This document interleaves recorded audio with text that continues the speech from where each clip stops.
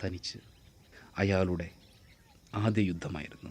പക്ഷേ ഏറ്റുമുട്ടേണ്ടി വന്നത് ഒരു മഹായോദ്ധാവിനോട്. സേനാപതിയുടെ മകനായ അയാൾക്ക് പലപ്പോഴും ചുവട് പിഴച്ചു. എതിരാളിയുടെ വാൾത്തുമ്പിന് താഴെ മരണത്തെ മുഖാമുഖം കണ്ട് തറയിൽ കിടന്നപ്പോൾ കണ്ടു തൊട്ടടുത്ത് ആരോടോ പടവെട്ടുന്ന അച്ഛനെ. താൻ മരണത്തിന് മുമ്പിൽ നിൽക്കുമ്പോൾ തന്നെ രക്ഷിക്കാതെ അച്ഛൻ മറ്റാരോടോ പോരാടുന്നു. നിരാശപ്പെട്ടെന്ന് വാശിയായി മാറി.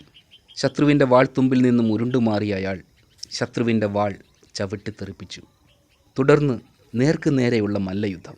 കിട്ടിയും കൊടുത്തും സൂര്യൻ മറയും മുമ്പ് അയാൾ ശത്രുവിനെ ഒരു വിധത്തിൽ യമപുരിക്കയച്ചു. അന്ന് രാത്രി കൂടാരത്തിൽ മുറിവുകളിൽ വൈദ്യർ പുരട്ടി കൊടുത്ത മരുന്ന് ശരീരത്തിലേറ്റ് അങ്ങനെ കിടക്കുമ്പോൾ സേനാപതി മകനരികിലെത്തി. അച്ഛൻ്റെ സമീപമറിഞ്ഞതും അയാൾ കണ്ണുകൾ കൂടുതൽ ഇറുക്കിയടച്ചു. കുറച്ചു നേരം മകൻ അടുത്തിരുന്ന് മുറിവുകൾ പരിശോധിച്ചിട്ട് അയാൾ തിരിച്ചു നടന്നു. അടുത്ത ദിവസം കൂട്ടുകാരൻ അയാളോട് ചോദിച്ചു, നിന്റെ അച്ഛനെവിടെ? അറിയില്ല, അയാൾ താല്പര്യമില്ലാതെ പറഞ്ഞു.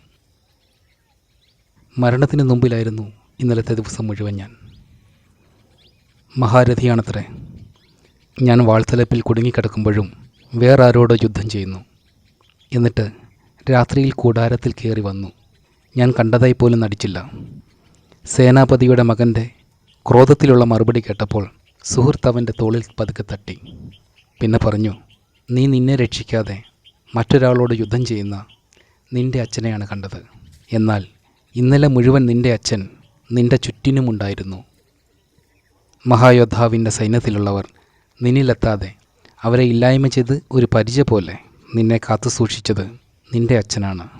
വൈദ്യനിൽ നിന്ന് നിൻ്റെ ശരീരത്തിൽ വാളിൽ നിന്ന് വിഷമേറ്റിട്ടുണ്ടെന്നറിഞ്ഞപ്പോൾ ദൂരെ എവിടെ നിന്നോ മരുന്ന് തേടിപ്പിടിച്ച് കൊണ്ടുവന്ന് കൊടുത്തതും നിൻ്റെ അച്ഛൻ തന്നാണ്.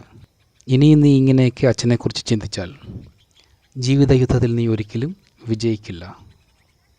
കൂട്ടുകാരിൽ നിന്നും അച്ഛനെക്കുറിച്ച് കേട്ടറിഞ്ഞ അയാൾ അച്ഛൻ്റെ കൂടാരത്തിലേക്ക് ഓടി. അവിടെ അച്ഛൻ യുദ്ധത്തിന് പോകാനുള്ള തയ്യാറെടുപ്പുകൾ നടത്തിക്കൊണ്ടിരിക്കുന്നു. അയാൾ അച്ഛൻ്റെ കാൽ തൊട്ട് സാഷ്ടാംഗം പ്രണമിച്ചു. കാലിൽ കണ്ണീരിൻ്റെ നനവറിഞ്ഞ് ആ പിതാവ് മകൻ്റെ ശിരസിൽ വലം കൈ വെച്ചുകൊണ്ട് ഇടം കൈകൊണ്ട് താങ്ങി എഴുന്നേൽപ്പിച്ചു. തന്നെ എഴുന്നേൽപ്പിച്ച കൈകളിലേക്ക് മിഴി നട്ടപ്പോൾ അയാൾ കണ്ടു അച്ഛൻ്റെ കയ്യിലെ വെട്ടുകൊണ്ട പാടുകൾ.